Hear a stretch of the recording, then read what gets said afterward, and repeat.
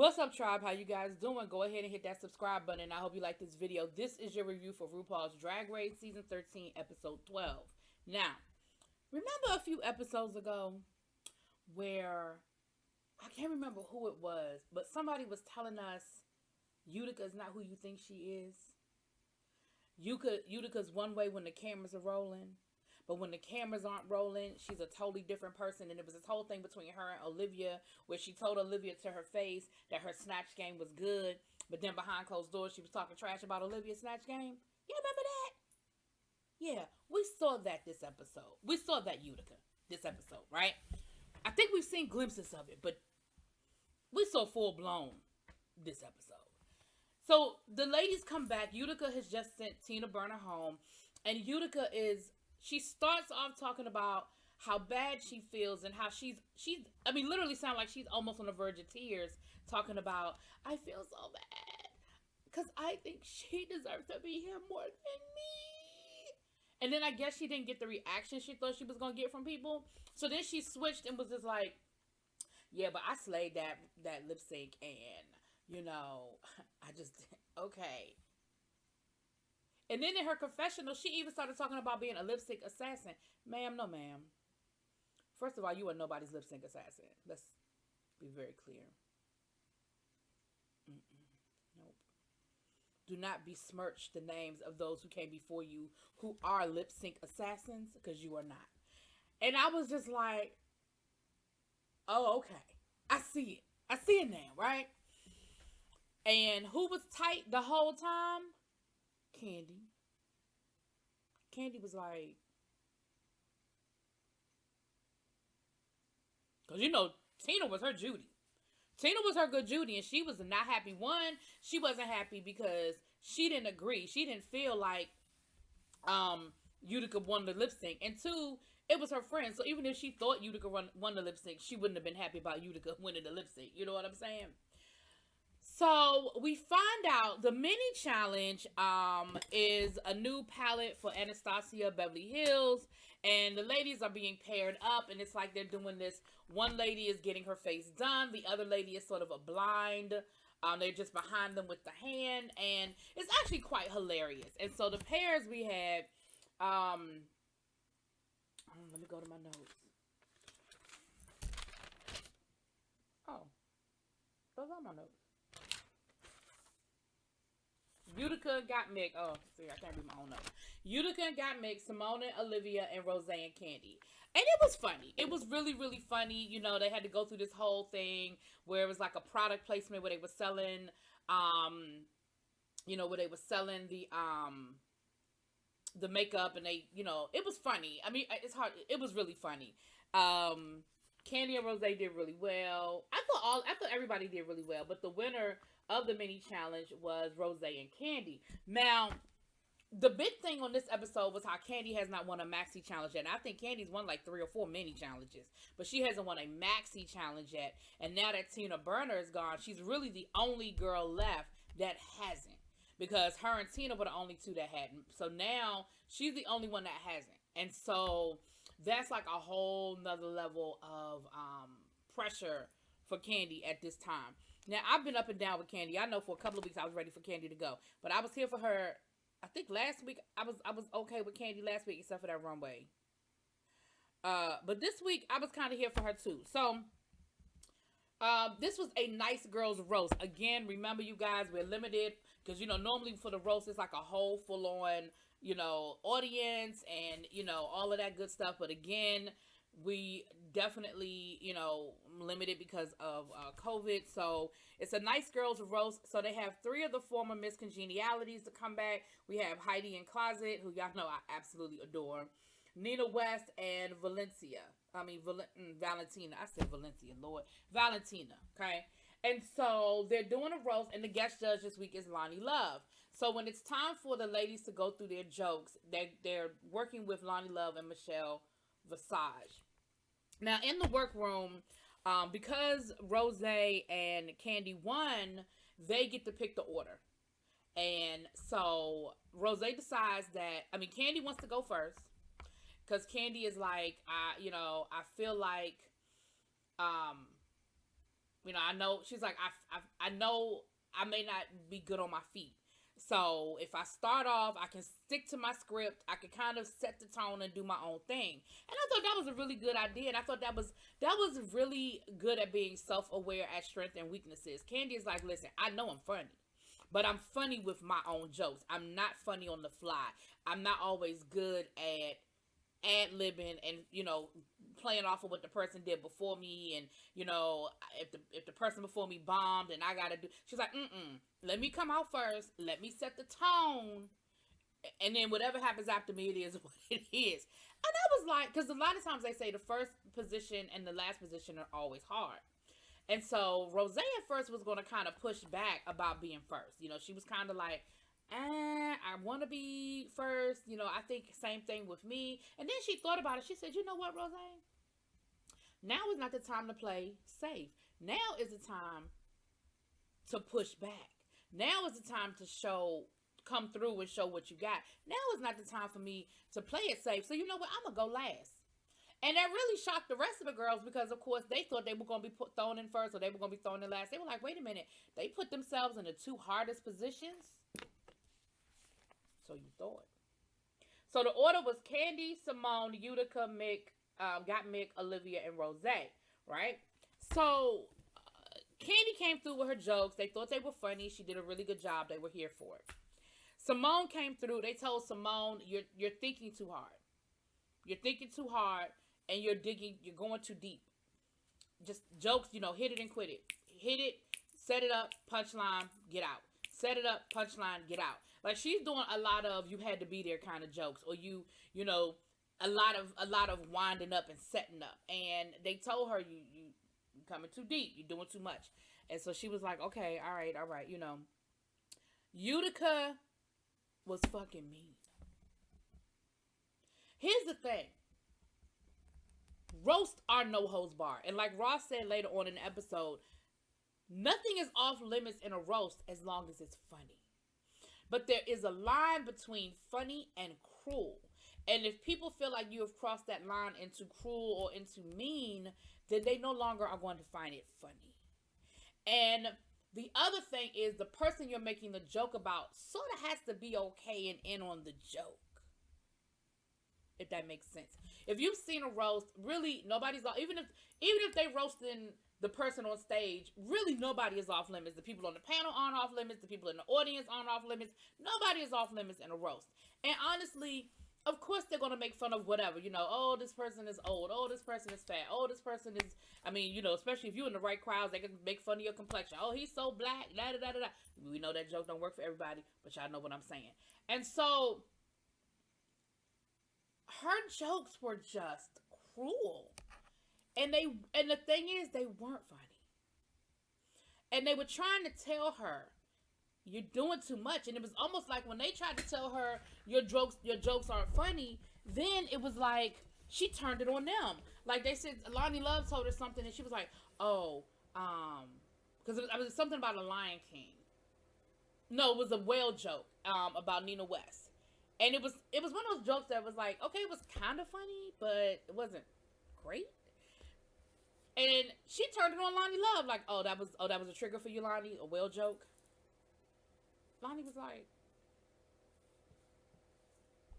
who you talking to? Like, I feel like she was about to come out of character and forget that she was getting paid to be a judge in that moment and about to go, ham. So that was Utica. Got Mick was really nervous. She was relying on her notes too much. She was getting lost in her own jokes. And they gave her some really good feedback, and she had a couple of good ones mixed in. And they were like, okay, that's a good one. This is what you need to do. That's what you need to do. That's what you need to do. And Mick kind of took it all in. She took it all in. Olivia, again, Olivia had some hit or misses. She had some jokes that were funny. She had some jokes that weren't so funny. And, so she, again, she seemed to take it all in, Rose, great. They thought Rose was absolutely hilarious. They didn't really have a lot of notes for Rose. Basically, just keep that same energy when you come out on stage, kind of thing. So we get to the roast, and I'm gonna just go through.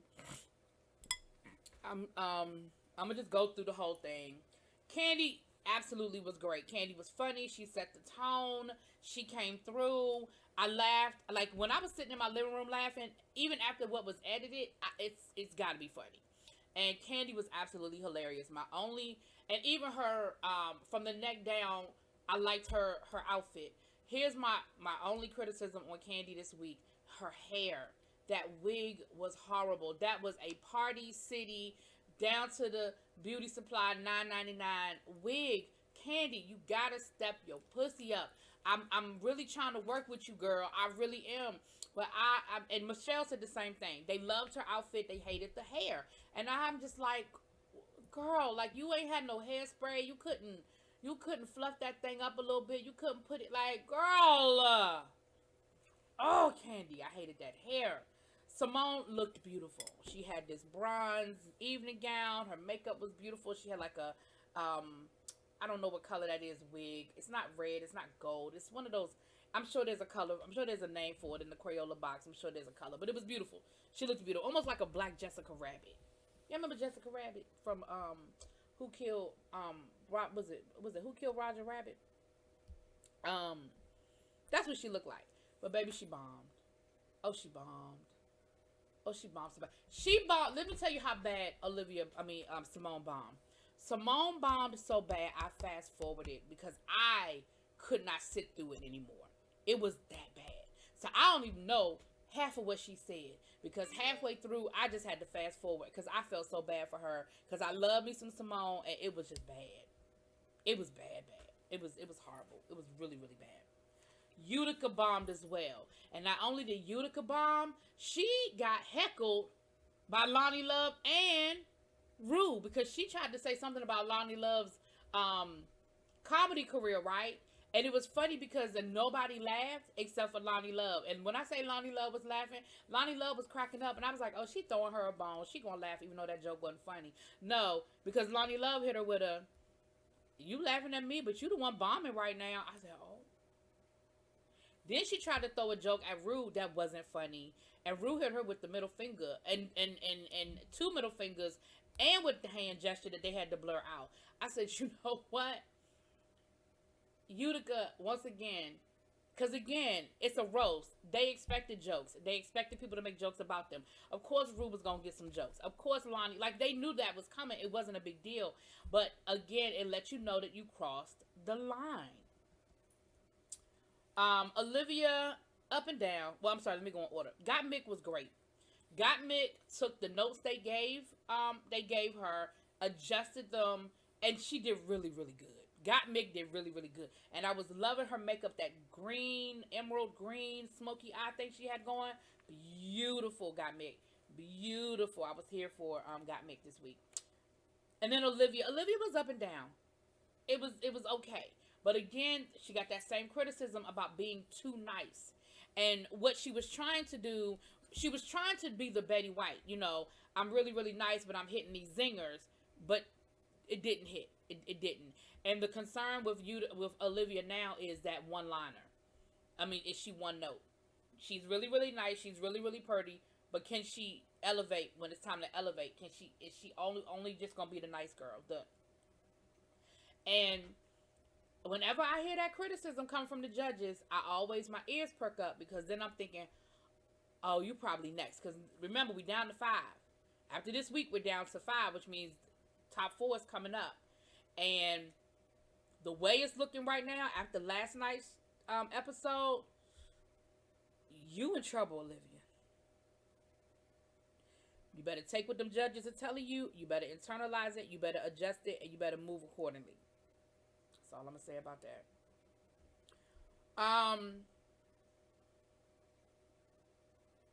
The judges told Rue about Utica. Lonnie Love and them, they told Rue, listen, we told her. We tried to warn her. We tried to tell her. And, you know, here we are. We right back where we started. Because Rue was like, yeah, that was a lie. So Utica, you in trouble too, girl. You in danger. We get down to it, and Rose was funny. Oh, I'm sorry. See, I jumped ahead of myself. Rose was funny, but the judges felt like she was funnier in her rehearsal. So I don't think she got arrogant or she got complacent. I think it was just sometimes, like Lonnie Love said, she said, when I first started doing comedy, I would do two shows. I had the early show and I had the late show. And she said, no two shows were ever the same. And some were funnier than others. It's just the nature of the beast. And I think that's what it was with Rose. I don't think it was, oh, she got arrogant. Oh, she didn't. No, I think she came out there and she thought she did the same thing she did in the rehearsal. And for whatever reason, it just hit different. Sometimes it just hit different. Also, remember the rehearsal, she's coming in cold. There wasn't nobody before her. There were no jokes before her. There were no, you know what I mean? And so, and that's why it is hard to close. Because let's be clear, just like anything else, sometimes it's hard to close because people are just tired by the time, even when you're the headliner. I remember back in the day, they used to do these shows, and y'all, and people in my age group, y'all know what I'm talking about. Back during, in the early days of hip hop, they would do these concerts where they would have, and I'm not exaggerating now, sometimes they'd have 10 people on the ticket. And I'm sure that was so that, they could make sure they could fill arenas and make sure whatever. But you might have a show, and I mean, this is before everybody blew up. This is when everybody was sort of on that same, level. You might have Houdini. You might have, LL Cool J, Salt and Pepper, Rob Bass, Kid and Play. You might have, I'm trying to think of some other names. And then if you came through DC, they always threw a go-go band on the ticket. So, and they usually would have opened the opener. Like the go-go bands usually went first because nobody outside of DC really was clocking for them at the time. So you're going to sit through a go-go band, then you're going to sit through 5 or 6, rap artists go through their show. Now the headliner might have been, I'm just throwing a name out, y'all. The headliner might have been Run DMC. That don't mean that you any less of a Run DMC fan. That just means by the time Run DMC got on the stage, you tired. You've been hollering, you've been screaming, you've been running around, you've been dancing, you're sweaty, you're hungry. You know what I'm saying? It's been a long night. And I feel like it might have been a little bit of that with Rose as well. Like coming in doing the cold rehearsal versus going through the whole production of it. Anyway, Rose was funny though. The winner was Candy. Rose was safe, and the winner was Miss Candy. So Candy finally got her first win, and I was here for it. Y'all know I've been up and down with Candy, but I was here for Candy getting a win. It was well deserved. Candy, you've been doing really well the last couple of weeks. I mean, as far as not getting on my nerves. Do I think that you're being groundbreaking? No, I don't. I still think, I think Candy's one note too, to be honest with you. Last week I feel like Candy was being herself. The Snatch Game, I feel like Candy was just being herself. But she ain't getting on my nerves as much. Does that make sense to y'all? Okay, I hope that's what that does. The bottom 3, we had Olivia, Utica, and Simone. Now, I already told y'all what the judges told Miss Olivia. Listen, you one note. We're going to need you to show us something. But she was safe. Lip sync came down to Simone and Utica. The song was No Tears Left to Cry by Ariana Grande. Listen, I don't know that song. I've never heard it before in my life. But here's what I always know about a good lip sync. Is when I don't need to know the song. And I'm still entertained. And it was a decent lip sync. I mean, I was entertained by Simone. Never in my mind did I think Utica was going to beat Simone in the lip sync. But hell, I didn't think Utica was going to beat Tina Burner in no lip sync either, if you want to know the truth of the matter. But Simone wins, Shantae you stay, and Utica goes home. And it was time. It was time for Utica to go home. I told you guys in the beginning, I really, really loved Utica. But at the end of the day, I don't know. Over the last couple of weeks, I've seen some things about Miss Utica. And last night's episode, it definitely turned me off. Absolutely turned me off. Anyway, that's what it was. Y'all let me know what y'all think. Drop it in those comments. Peace.